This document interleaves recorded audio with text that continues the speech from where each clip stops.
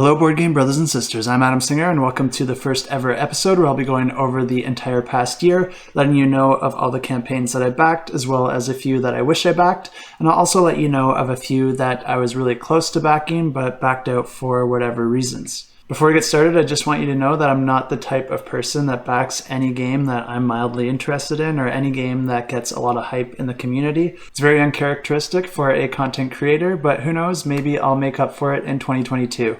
There's so many great games out there that usually if there's even just one thing that turns me off about a game, I won't end up backing it.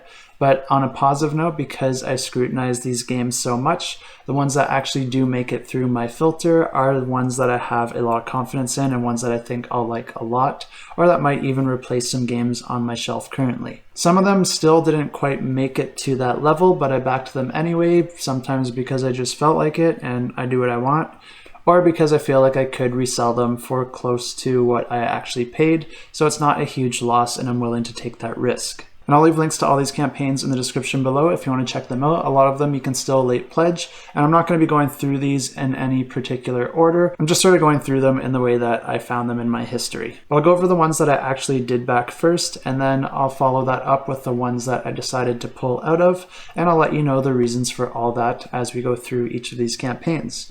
And the first one we have is the Realm of Shadows, and this is a trio of solo games. And I only backed this for one of the games, but if you really like solo games, you may want to check out all three. There's the Hand of Destiny, which is a bit of a dungeon diver where you're going to be playing it all in the palm of your hand. Super easy to get out and play. And then there's the Forgotten Road, which uses more of hand management, where you're going to be going through cards sequentially and overcoming different challenges. And then there's also the Last Stronghold, which is more of a tower defense game, where you're going to be trying to protect a castle from swarms of enemies. But the one that I backed, and the only one that I was really interested in, was the Hand of Destiny. And there's a few reasons for that. The other games might be awesome to play, but I just really liked how easy the Hand of Destiny was to get out and play. I already have a game called Palm Island, and this plays very similar to that game, where you just play the entire game in the palm of your hand. You can be laying on the couch, you can take it out traveling, you can play it on the plane, super easy. And if you're anything like me, sometimes I just want to play a game without setting up a ton of components. And in those cases, I usually just play a digital board game on my phone because of that ease of access. But I think the ease of playing a game like this is going to be very similar to that, but you can actually be playing with a deck of cards and get that whole tactile experience as well.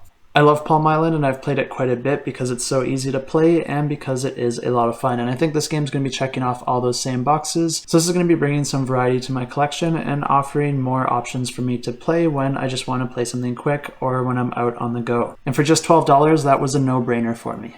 And the next campaign I backed was Hanamikoji Geisha's Road, and this is another one that I just did a partial back because this campaign was offering the original game as well as a newer reimplementation of that game that actually plays quite a bit, well, not quite a bit differently, but it plays somewhat differently than the original. And I only wanted the original game, so that's all I backed for, but the new game did play very similar to the original. It just adds a sort of mini game off to the side of it, but I was just less interested in that mini game and I just wanted that core game experience. And if you haven't played this game, it's a really simple one to learn, but essentially you have a line of cards and players are trying to recruit different geishas to their side by winning those cards.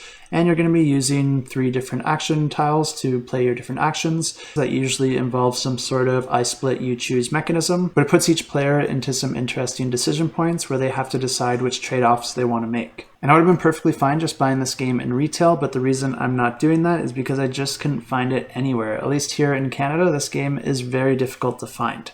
But the campaign is offering a lot of different stretch goals as well, so that's kind of nice, but there isn't anything here that really interests me. I think most of these are just alternate art for your existing cards. And I'm not a huge fan of alternate art because it just adds a bunch more to the box and kind of makes it confusing if you haven't played the game in a while, wondering why there's duplicate cards with different artwork. I'll probably just pick the ones I like the most and put the rest in storage. But I didn't just back the core game, I also did get one add-on, and that was the Hanamikoji Action Tile expansion. I mentioned before that there's 3 different action tiles. With this expansion, it adds a ton of different action tiles that you can add to your game to give you lots of different ways to play that same game. And $25 is pretty expensive for this expansion. I almost didn't get it because of how ridiculous that price is. They could have just put this on a single sheet of punchboard, but instead they put them each in these individual packaging, which I don't know if that even justifies the price. This expansion pack actually costs more than the game itself. I did back this at just $1, hoping I'd see this game come up for pre-order at one of my local game stores. I haven't seen it yet, but I'm sure if it does show up in retail, it's going to be for a much better price than this. And the next campaign I backed was for the Roll Camera reprint expansion. And a big reason why I backed this one is because Rado really liked it. He did a great run through of it. And after seeing him play the game, I just kept looking more and more into it. And the more I looked into it, the more I decided that I think I would like this game. And this looks like a really fun little co-op where players each have their own special abilities that they're going to be using to try and mitigate different problems throughout the game. And then each round, a new problem is going to be coming out that players are going to have to contend with. But players are essentially trying to put together a movie of a certain genre. And as they put together this movie, they're going to be doing it scene by scene. And then those different scene cards are going to be added to the board, which is going to tell a little bit of a story as your movie progresses. And at the end of the game, all these little clips will fill up your film reel, which will tell a little story. That's just a nice little perk at the end of the game. And it just adds a little bit more fun and excitement to see what the players had put together. But the game uses dice worker placement, which is one of my favorite mechanisms. And since this is a co-op game, there are some certain things that I do look for in terms of its design. And the main thing I look for is how do they mitigate alpha gaming. And this game does it mainly through hidden information because each player doesn't know exactly what special ability cards every other player has, but you're always going to be waiting for your opportunity to use yours. And it looks like it's going to be really rewarding when you do find that perfect moment to use your abilities and save the day. And this is another game that I would have been perfectly happy buying in retail. This campaign isn't offering a whole lot extra that interests me, but this is another game that I just haven't been able to find. The original game launched a couple years ago and I passed on it back then, and I haven't been able to find it in retail since. But this game has continued to be loved even after its original release, which you can't say for every Kickstarter, and after doing my research, I'm happy to jump in on this one, even if I am paying a bit more buying it through the campaign than if I were to find it in retail later. And the next campaign I backed, and one that I'm really excited about, is Agemonia. And the reason I'm so excited about this one is because it seems to be everything that I wish Gloomhaven was. I have a really low tolerance for fiddliness, so the idea of ever buying Gloomhaven was just not an option for me. I did buy Jaws of the Lion. I'm still yet to play it, but that one looked like it fixed a lot of the issues that I had with Gloomhaven, so I am excited to jump in on that. But Agemonia is a game that the more I looked into it, the more and more I was impressed by its design. It does offer branching paths with different storylines, so your decisions do matter as you play the game, and that also allows you to replay the game and have a very different experience. But something I really do like about this game is that it does fail forward, so you're going to be living with your mistakes as you play this game. You're not going to have to reset back to a previous chapter or a previous save point. You'll just keep pushing through for better or worse until you reach the end of the game. And that just removes a whole lot of fiddliness from the game and makes the game a lot more immersive. And I think it makes the game a lot more fun because I'd rather play a game that's fun rather than a game that always forces me to win in order to move forward. And one thing I really did like about Jaws of the Lion is that they replaced all those tiles with just a booklet that you open up, and it has the map already printed on it and tells you exactly where to put all the different enemies and how you're going to be interacting with that portion of the map. And Agemonia does this exact same thing, which I'm super excited about, but as an added bonus, I do find Agemonia's artwork far, far better, and I do think it's a little bit more intuitive. The different spaces are easier to see, and everything's clearly marked on the map. I can't speak for all the different iterations of Gloomhaven because I haven't played them, but I can say that for Agemonia, the maps do look really good. The whole game storyline is also provided to you through the different cards that you interact with throughout the game, and this is a method I love because I prefer my narrative in bite-sized chunks, and I find it a lot more immersive to discover the plot as you're playing the game rather than pausing periodically to read from a booklet. So this game just hit it out of the park for me. It looks like a game that I'm going to love, and I'm really excited to get this one to the table. It's definitely not cheap by any means, but for me, I think that price is totally worth it.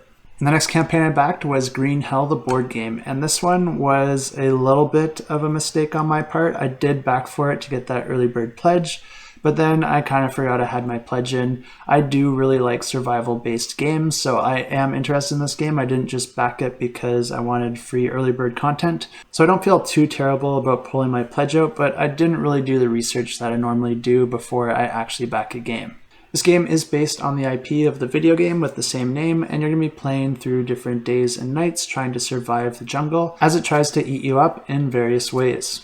Whenever IP is involved with a game, my scrutiny on the design does skyrocket because unfortunately a lot of games just are subpar and then get an IP slapped on it just to get it out the door because it prints a lot of dollar bills, y'all. But this game does not look slapped together whatsoever. It does have some really interesting mechanisms, one of them being that you roll dice and then put them together to form different resources that you'll then be trading in for different polyominoes that you'll be fitting into your backpack.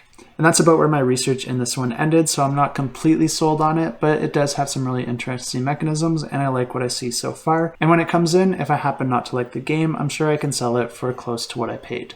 Although try not to use that too much as an excuse to back games, because there is also the concept of time value of money, and money now is always better than money later.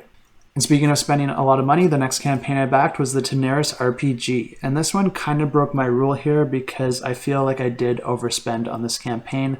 I'm not a huge fan of tons and tons of miniatures, and I did back for the RPG plus the minis. So I'm going to be getting quite a lot of content with this, and I already do have a lot of content on the way for Tanares, and that is also a game that I haven't even played yet. So I really shouldn't be putting this much money on the table on something that I'm just hoping that I'll like. But the RPG aspect of this at least does look very, very interesting. They have an incredible team working on this one with some really experienced writers, and it has some pretty incredible artwork as well. The player's guide offers some really interesting classes that I'm really excited to try playing as. They have some really unique abilities that I haven't seen in any other RPG before, but everything here looks like it has a lot of thought put into it. The map and story both seem really, really interesting, and the map itself has a really unique aspect to it as well. Because it is multi-level, you have your basic map, but then underneath that map you have a whole underworld, and I think there's also another layer on that as well, which is kind of an alternate dimension. So no matter where you are on the map, there's both an underworld and an alternate dimension version of that location. Boardgames has always been super appreciative of their backers and have done some pretty awesome things in the past.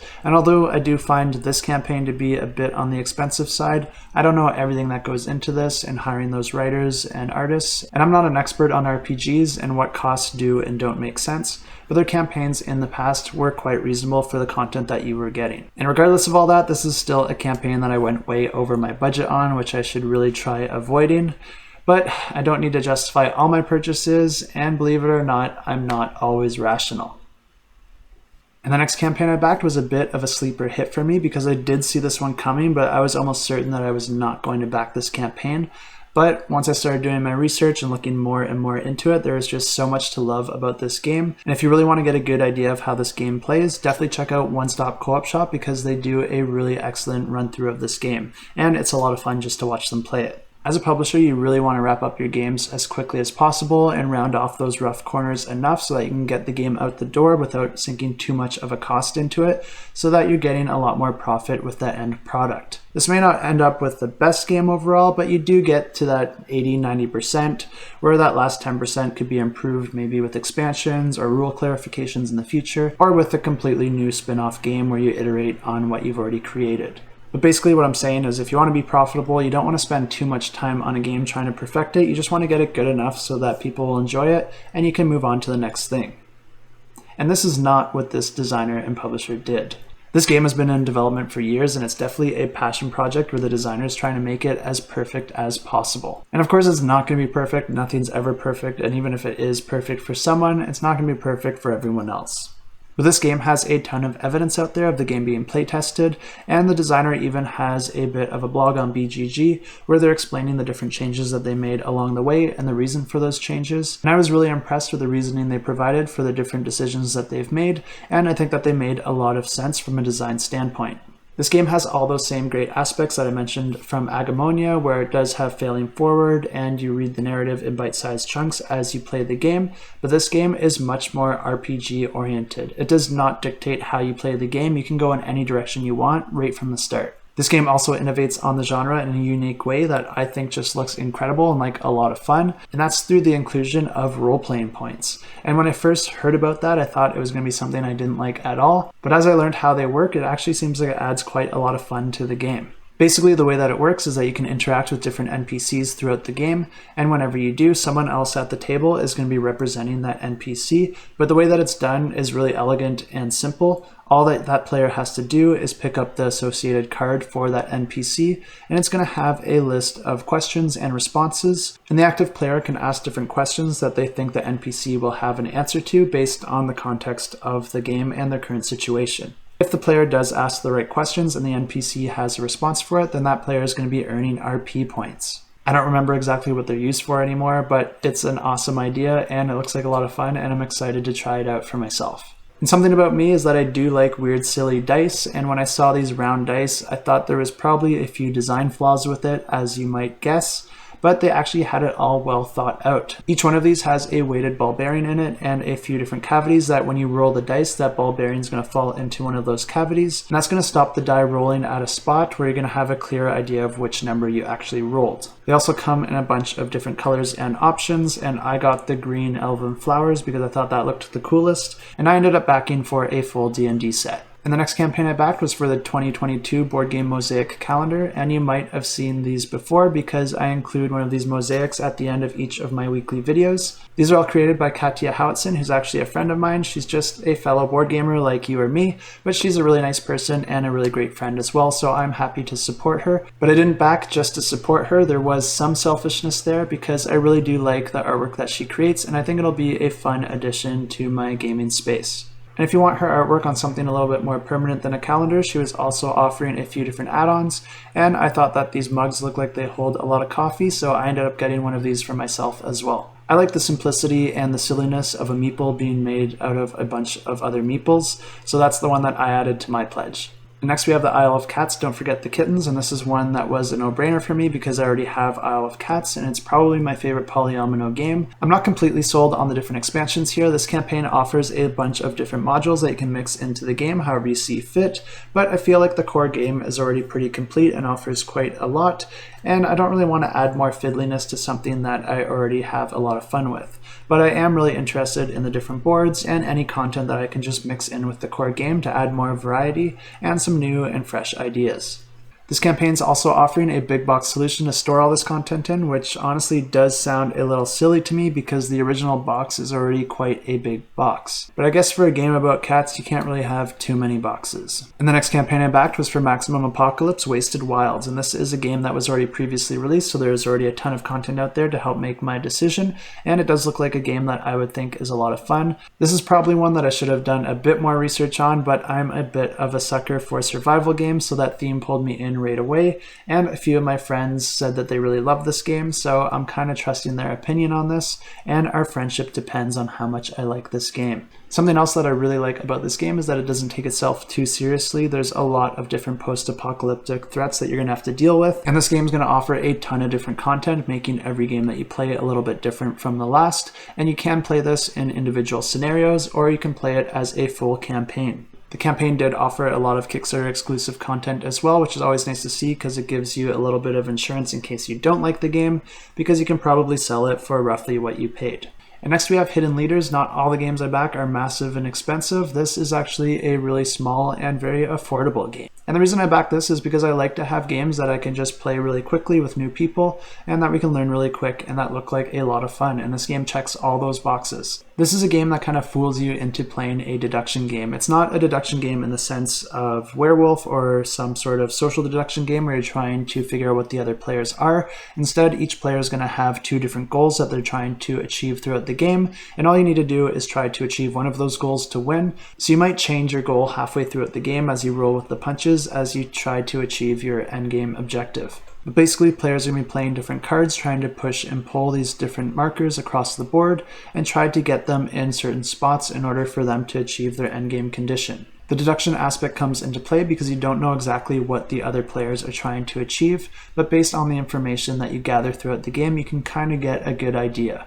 If you can use all that information to your advantage and play your cards well enough, you just might win the game. And yes, every card in this game does have unique artwork, which is something I always love to see, especially on very card-focused games, but I just love to see it in games in general. And next we have another one that's been out for a really long time, and that's Castles of the Mad King Ludwig. And this is a game where each player is trying to build their own castle for the Mad King Ludwig, and they're going to be getting different points depending on how they place the tiles out on their board, and what tiles they put adjacent to each other, and what objectives they're able to fulfill. But the heart of this game all has to do with how you get those tiles, because each player is going to be alternating as the active player, and there's going to be a set of tiles that that player is going to be putting a price on. And you're going to want to price those tiles accordingly so that they're expensive enough that you're really making your opponents think about which tiles they want to buy, because any of the tiles sold, you're going to be getting the income for that, so you do want them to buy the tiles, but you want to make sure that you're making them pay as much as humanly possible. And this is a simple one. It's a game that I've played in the past and I've wanted to add it to my collection, and this just gave me a great opportunity to get a deluxified version of a game that I know I already like. And I do have some reservations for some of the components added to this collector's version, but overall I think it's a pretty sweet package. And if you're interested to know more about this game, the Game Boy Geek does an excellent run through, so I definitely recommend checking out his video. And the next campaign I backed was the Make 100 Locations Fantasy City Besieged. Whew. And the reason I backed this one is because I thought the whole idea of this campaign was really cool. The creator of this campaign is actually an artist, and he's putting together a map based on input from all the different supporters. So when you went to go back this campaign, you were sent a little survey that asked you a few questions about what you want your building to look like and where you want it located, and if there's any special artifacts or creatures or NPCs that might inhabit that building or be located around it. And then all that information is going to get consolidated into a single map that has info on all different locations based on what each individual provided. So I'm really excited to see my hanging shelf clutter garden when the map is finally completed. And the next campaign is my most irrational purchase of the year, and that is for Primal The Awakening. And this does look like a good game, but for the price tag, it really has a lot to live up to. And this is coming from a creator that still has a bit of work to do before they've proven themselves, so I am putting a lot of money on the line here. And this is a boss battler game where all the players are going to be working cooperatively to go up against these awesome monsters. And you're going to be trying to take them out one at a time, playing your cards against them as they react to the cards that you play. All the content creators that I saw review this game really did seem to like it, but there was a common criticism that portions of the combat were a little bit fiddly or complicated, and I'm hoping that's not too far out of the realm that I'll enjoy, because I do have a low tolerance for fiddliness or things that I consider bad design, so I'm not super confident that this is a game that I'll enjoy. So if I could turn back time, I probably wouldn't back this again, just because the price tag is so out there, and I probably shouldn't have been as willing to throw my money at this one. I'm also not a huge fan of games that take up a lot of space, and I imagine there's going to be a ton of boxes with this one with all the plastic that is included, and it really needs to be a stellar game if I'm going to take up multiple spaces on my shelf. I'm definitely going to try this one, but I have a feeling it will end up getting sold, probably for less than I paid. So why did I even back this one to begin with? I guess it just looked really cool to me. It was a combination of hype and aesthetics. And also, since it was getting pretty good reviews from all the different reviewers, I felt like it was a pretty safe back. But there's a part of me that I may have been ignoring when I made this purchase that suspects that a lot of those creators maybe fell subject to my same biases, where the aesthetics and hype around this game probably made it a little bit more enjoyable than it really is. I really do hope I'm wrong on that, but we'll just have to wait and see. And the next campaign I backed was for Dungeons of Infinity Kingdom Cost, and this was a reprint and expansion for a game that was already previously released that was really getting some really positive reviews. And this is essentially a game that can be played solo, cooperatively, or competitively, and you're going to be going through a randomly generated dungeon room by room and encountering different events or monsters that you find in those rooms to try and gain points and complete different objectives and win the game. And this game can be played as one-shot scenarios as well as a full campaign, and it does look like a lot of fun, but that's not the only reason I backed it. I am friends with one of the developers for this game, and I wanted to support them as well, so take that as you will. I'm pretty selective with my games, and even games that I think look good, I often do not back, but when good friends are involved, that does have some sway on me. The price tag on this one is also super reasonable, which definitely doesn't hurt, so if this looks like one that you'd be interested in, it's definitely worth checking out. And the next campaign we had was for Legend Academy, and in this game players are playing as different fairy tale characters as they're going to school, taking different classes to try and level up in their individual skills so that they can take on the adventure that they were made for. And this game mix and matches all those characters together so that they all exist in the same world and they can visit all the different locations related to each of those characters. And this game almost lost me on the theme because I'm not a huge fan of fairy tale themes in board games, but because this one actually mixes them all together and doesn't focus on a single one for whatever reason, that is okay with me, and I thought it sounded like a lot of fun and I ended up backing it. And of course the game itself also looks like a lot of fun or I wouldn't have backed it, but this game is all about upgrades and you're going to be upgrading your character sheet throughout the game. And even if you play the same character multiple games in a row, you can upgrade them through different paths on the upgrade tree, so you can have a very different experience. As you upgrade their board, you're also going to be doing some deck building to upgrade their deck as well, so there's just going to be a lot of layers of upgrades that are going to make you feel pretty epic at the end of the game. The production on this one all looks top notch, and if they're able to balance all these characters accordingly, I think it will be a lot of fun. And if it's not, I don't feel like there's too much on the line because the pledge for this one was actually very reasonable at only $70 US.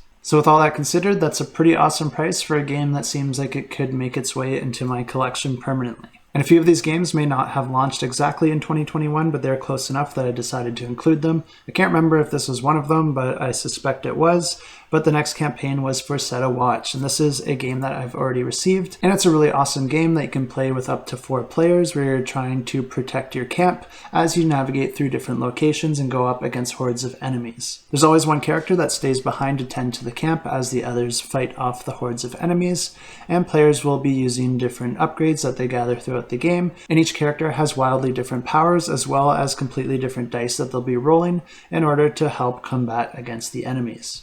I've played this a few times now and I really do like it. I think I'm going to have to play it a few more before I decide if it's going to stay in my collection. There's a few things I really don't like with how often we seem to have to reshuffle the deck. To me, reshuffling decks is really not a great design choice because it just slows down the game. I think I'm going to try going through all the cards and pull out any that I can that require us to reshuffle or dig through different decks. I just don't find that as a really fun mechanism and it just slows down the game. And then instead of doing that throughout the game, we can just focus on all the other parts of the game that are actually really fun. And then there's one campaign that I didn't back that I kind of regret, and a few others that I didn't back that I might regret. And the first one is for Super Fantasy Brawl Round 2. And I'm really hoping that there's going to be a Round 3 because I didn't back this one because I hadn't played Super Fantasy Brawl yet and I wasn't completely sold on the game. So I really wanted to get a play in before I went in and backed Round 2. Since then, I have played that game quite a lot, and it's a really fun game. It's definitely staying in my collection, and I really do want to grab all this extra content to expand on the game since I know it's going to be staying in my collection. And for those of you that maybe haven't heard of this game, at its heart, it's essentially a combat card game similar to Keyforge, but it also incorporates a spatial element with the actual board where you're going to be moving your characters around and you're going to be playing their different cards in order to try and complete different objectives or defeat your opponent, both of which will grant you victory points, and the first player to get 5 victory points wins the game. I've only ever played this game with 2 players, but it also does support 4, where you're going to be split onto different teams, and then each player is controlling 2 characters each. And this game completely replaces Keyforge for me, even though they are a little bit different. Keyforge is really easy to carry around and play against whoever you want, anywhere you want, whereas this one requires a bit of space, and it does have a ridiculously sized white box that I got with the original campaign. But I'm the type of player that always walks around overcumbered in video games, so I'll happily carry this around to play it instead of Keyforge, even if it takes me 5 years to walk there. And the next game that I might regret not backing is Endless Winter, and this is a game that's been getting some pretty raving reviews from pretty much anyone who's played it, but it was also getting compared to Lost Ruins of Arnak a lot, so I just wanted to try playing both of them before I decided which one I wanted to own, or if I wanted to own either of them at all. I did end up playing Lost Ruins of Arnak, and it's an incredible game, but it did have some issues that would prevent me from ever wanting to have it in my collection. I was very, very close to backing this campaign. What really threw me off is just how many different boards there were, and it seemed like there was just so many different little mini games going on, and that's really not a type of game that I'm normally interested in, so I withheld backing for now. But the main reason I didn't back this one is because I did want to play Lost Ruins of Arnak first, and now that I have and decided that it's not a game for my collection, I probably would have backed this one so that I at least have it secured if it turns out to be a game that I do like. So this is one that does fall into my regrets. I also really wouldn't be surprised if they do another campaign in the future with a few more expansions, so I'm sure I'll get another opportunity to grab this in the future if it turns out to be a game that I really need to have. And those are all the campaigns I backed over the last year, with the exception of the last 2, which I would have backed if I had the information back then, which I have now. But now let's get into some of the games that I was really, really close to backing, but then didn't for various reasons, which I'll let you know all those reasons as we go through each of these games now. And the first one is the Vindication's board game and Chronicles expansion. And this is a game that I already own. I already have Vindication and all the previous expansions. And this one does look like it would be a lot of fun. And part of me did want to back it just so that I had everything for this game, because now I just have everything except for one thing, which kind of makes me feel a little bit incomplete. But sometimes I can be rational, and realistically this is a game that I've only ever wanted to play in its base form. I've never added any of the expansions even though I own them all, so it just really didn't make much sense for me to add another expansion when I haven't even played with the ones that I have. If for some reason we start playing this game continually and get through every single expansion and want more, and I decide I do want this, I'm happy to pay a little bit of an extra cost later once I know that this is something that I actually want to have in my collection and that I'm actually going to play. And this expansion actually adds a lot of really interesting aspects to the game, and I go in complete detail into the core game as well as these expansions in this video right up here that you'll definitely want to check out, so go ahead and do that. And I probably still would have backed this just to have the complete set because the price is very reasonable, but then once you added shipping on, it nearly doubled the price for me, shipping it to Canada, and it was just starting to get out of what I was willing to pay for an expansion that I may not ever get to. And this next one I did actually back, but I'm putting it in this portion of the video because I already received it and I've played it and I decided it's not for me, so it's going to be leaving my collection. So I'm just putting it in this portion of the video since I'm not going to be keeping it. But this one was for Maeshowe, and this is actually a really fun game for 2 players where you're trapped in a cave and you're trying to collect different sets of cards to try and free different rebels so you can escape the cave. But I think this game does have some really great design. Each card is multi-purpose, so there's always some options that you're going to be weighing against each other, but then players are trying to complete different sets of cards in order to clear the rebel to escape the cave, but you're trying to do that together by laying cards out in a row, and if you're able to complete them sequentially, then you're going to complete that set, but if you're not able to do that, then that whole set goes to waste, and you need to try again later. The one thing that really turned me off about this game is a certain design decision, and it's not necessarily a bad one, but for me it's just a deal breaker, and that's that it's only possible to make those sets a certain number of times because cards get discarded permanently, and you could actually lose the game far before you deplete the deck unless you're actually counting those cards to determine when you hit that point of no return. You can end up playing this game for another 20 minutes when you've already lost 20 minutes ago. And I really don't like card counting as a game mechanism, it's just not fun for me. I did think about house ruling this where cards get shuffled back in, but it's just too far of a reach for me to do with house rules, so I'm just going to get rid of this game and hopefully someone else will enjoy it more than I do. And the next campaign that I nearly backed but didn't is the Marvel United X-Men from CMON, and I'm really glad I didn't back this one because I had already backed for Marvel United and I had all the content for that, and I definitely would have went in and got all the content for this as well because I do like Marvel, but after playing the game enough I just decided it wasn't for me. The game did feel a little bit random in terms of the difficulty, and then also I just didn't feel like my decisions ever had that much depth to them. The game felt like it's a little bit on rails because you're only playing with a few cards at a time, and usually the most optimal decision is pretty clear. And I know a lot of other people kind of have the same complaints as I do, that this game's just a little bit too simple, but they say that playing on the harder difficulty fixed that for them, and that's great. I tried that, didn't fix it for me. I guess since my issue is that I felt that the decisions just didn't have enough depth to them, so no matter what difficulty I play on, it doesn't really change that. So it's just equally still not that much fun for me. I do think this version is going to improve on the original game, but not in any of the ways that are meaningful for me. It's too bad because I really did want to like this game and I really did want all these cool little minis, but I'm also happy that I didn't spend all that extra money and I freed up a lot of space on my shelf. And the next one that I almost backed but decided not to was Wild Assent Lavon Rising, and this is one that I was never completely sold on the gameplay. It just looked like it wasn't quite there for me, but because it was getting such raving reviews from different content creators, I really did want to back this one and give it a shot myself and see what I thought after playing the game. But the real reason I didn't back this one is not because of my hesitations with the gameplay. It's simply because this campaign offered no good pledge level for what I wanted to invest into this game. All these pledge levels were, first of all, really confusing, and then second of all, pretty ridiculous. Like, I'm not going to be getting all this for a game that I'm not sure about. I didn't want the core game, I wanted the expansion because it made a bunch of improvements. I was not interested in the core game whatsoever, so that was off the table. And then I wanted to get the Lavon Rising, but you can't play it without the core game, so then that was off the table because then I'm just back at this pledge pretty much. And I guess a lot of people shared my frustration here because there's a lot of pressure in the comment section where people were asking for them to add a little add-on to add the missing components so that we could play Lavon Rising without the base game. Because when you actually looked into what it depended on, there wasn't really much in the core game that you actually needed to play Lavon Rising. It just shared a few of the same components. So you'd think it would be pretty easy for them to add a little add-on so that you don't need to buy everything in order to play this expansion, but they never did do that, so there was never really a great option for me to back this, and that's why I never did. And this next one is just another example of being completely let down by the pledge levels because Robinson Crusoe Collector's Edition is a campaign that I really wanted to back, and in the end I couldn't justify it because the price was just way too ridiculous, and there was not a good pledge level that offered what I was looking for from this campaign. Robinson Crusoe is a game that's been out for a really long time. It's super challenging and a lot of people really love this. It's a survival game, so you know that I want to add it to my collection. This campaign doesn't change the core game in any way from its latest iteration, but it does add a lot of deluxeified components to it. But the main thing that this campaign is offering is the Book of Adventures, which is a sort of expansion to the game, which adds a lot more different adventures that players can play through.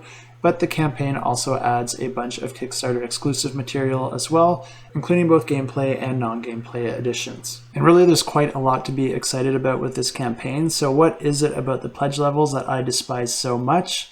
And it really just comes down to the addition of these miniatures to the game. And don't get me wrong, these miniatures look incredible and I would love to use them in this game, but miniatures just do not work in this game. If you've ever played Robinson Crusoe, you actually use little discs and then you stack the discs on top of them because it changes the way that your characters interact with the board. Since you can't stack miniatures, they needed to figure out a different way to do this in the game, and they did provide a solution for that, but it also comes with a whole lot of other issues, and I explain this in much more detail in this other video right up here, so if you want to know more about this, you can check that out. But where I'm going with this is all I really wanted from this campaign was all the new gameplay related content. I'm happy to buy this game in retail without the miniatures because I don't think that they're going to make the game any better. I think they'll make it more fiddly, and I don't want to pay for that extra plastic. I don't want to have extra storage reserved for these miniatures, and I don't want to pay for the extra shipping for the extra weight that they add. I also really don't want to contribute to more plastic in the world in the case that I don't even want that plastic to begin with. So anyway, how do we get all the gameplay content? So let's look at the pledge levels.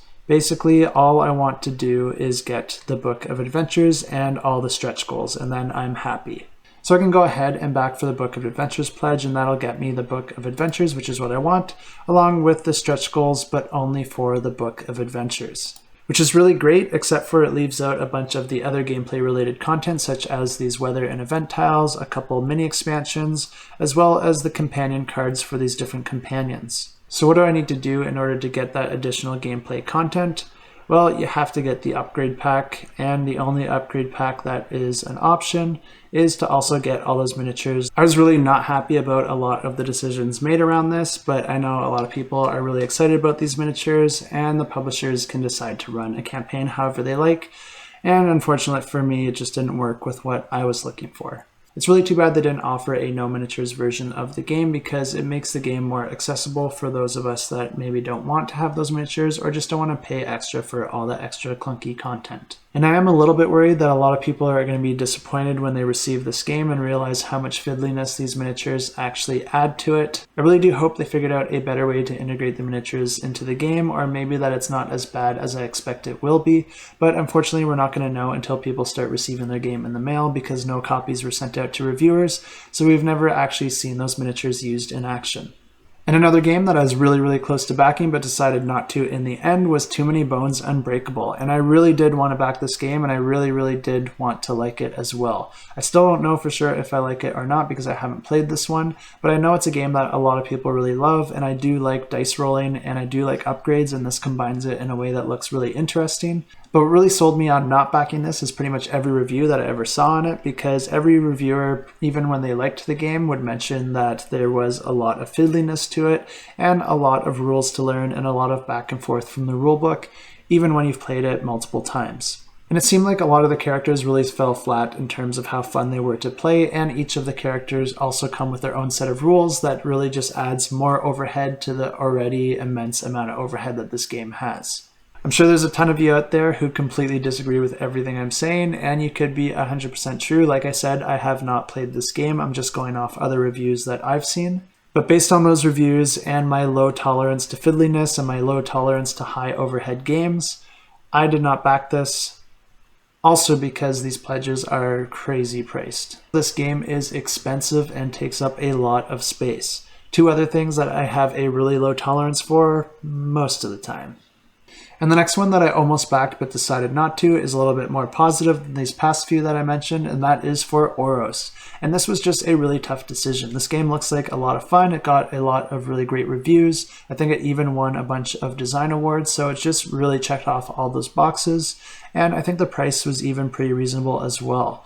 The game has some incredible artwork, and it has some really unique mechanisms where you're moving around different pieces of land in the ocean, creating different islands and then colliding those together to create mountains where you can then build temples and different places of worship on. And players are upgrading their characters and building these different islands and mountains and temples in order to gain victory points and win the game. And there wasn't really any good reason that I didn't back this game. It was just a tough decision that I had to make. I'm not going to back every game that I'm interested in. And if at some point in the future I decide that I do want to add this to my collection, I might just have to pay a little bit more for it. Another campaign that I was really close to backing and nearly pulled the trigger on was for John Company 2nd Edition.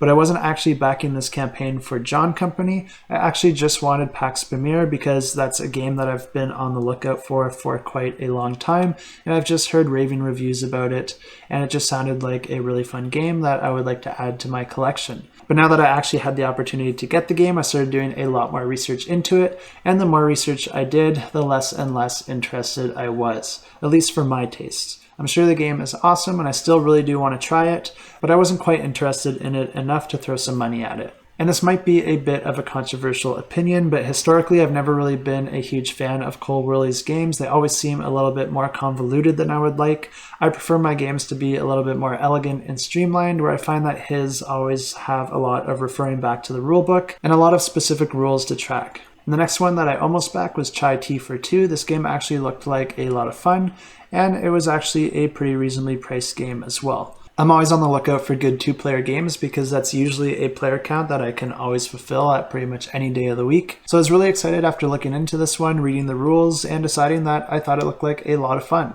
I did back the original Chai, but it's a game that's a little bit too light for my taste, so it's not staying in my collection, but this one looked like it had a little bit more meat on the bones. Unfortunately for this one, me not backing it didn't really have anything to do with the game, but it instead had to do with the company that was producing it. And this is a company that's run by two people that seem really nice, and they obviously know how to make some good board games, but unfortunately that doesn't always translate to being able to run a company effectively. And I can speak from experience that running companies is not an easy task, but they did run into quite a lot of issues with their previous campaigns, and they definitely could have done a lot better with their communication as well, but I just decided to stay out of it, so unfortunately this is a game that's not going to be added to my collection. And the last game that I almost backed but didn't was Spires and Hildegard, and this is the second game in the Spires End series. The first one was a lot more darker and a lot more mature themed, but this one takes a little bit lighter hearted of an approach, and it follows along with this girl as she goes on an adventure. And this game is just a really simple and charming choose your own adventure card game. The original game seemed to get a lot of love, a lot of people really seemed to like it. Reviews for this one were really positive as well, and the artwork is just incredible, and I love the whole look of it.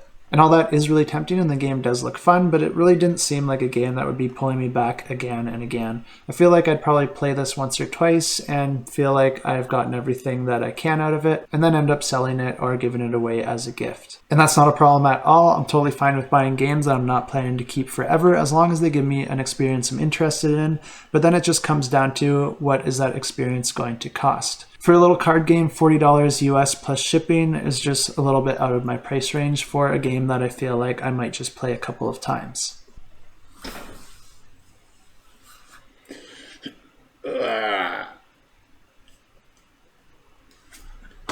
Holy smokers, that was a lot of filming, but I hope you found this video useful, or at least found it somewhat entertaining. I know this one's a little different than the videos I normally do, but I thought I tried something new this time, and let me know what you think in the description down below. in the comment section down below. And I did mention that I'd be doing a special giveaway, and I really wanted it to be something awesome because all of you have been so awesome to me all year. I really do love reading all your different comments, especially the really funny ones. Some of you have a sense of humor that might even rival my own.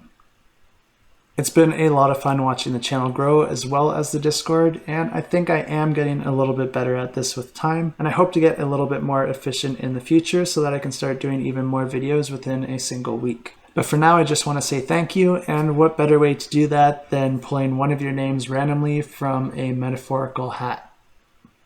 So for this giveaway, I really wanted to make sure that it was something that you would actually want and that you're not just winning some random game that you already own or a game that you're not interested in at all. So for this giveaway, I'm going to give you, So for this giveaway, I'm going to use a very special tool to tell you exactly what you can win. One, that's a 1. That's a 1. Trust me. Free. Pledge.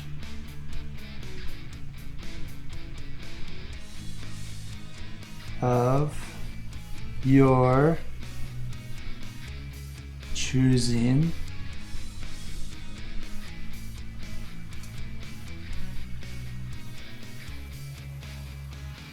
$150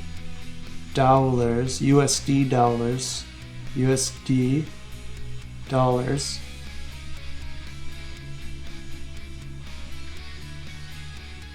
or less.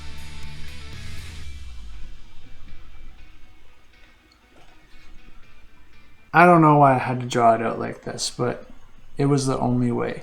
Trust me.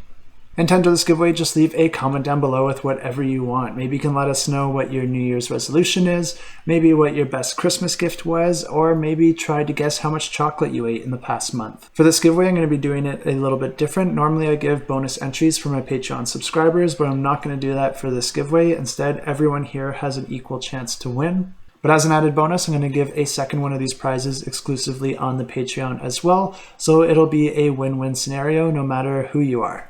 And with the new year rolling in, there'll be a lot more games to talk about in the coming weeks, which also means a lot more giveaways as well. So if you want to stay up to date with all the Kickstarters and game founds coming down the line, make sure to subscribe down below. And until next time, keep that shelf cluttered and the table full.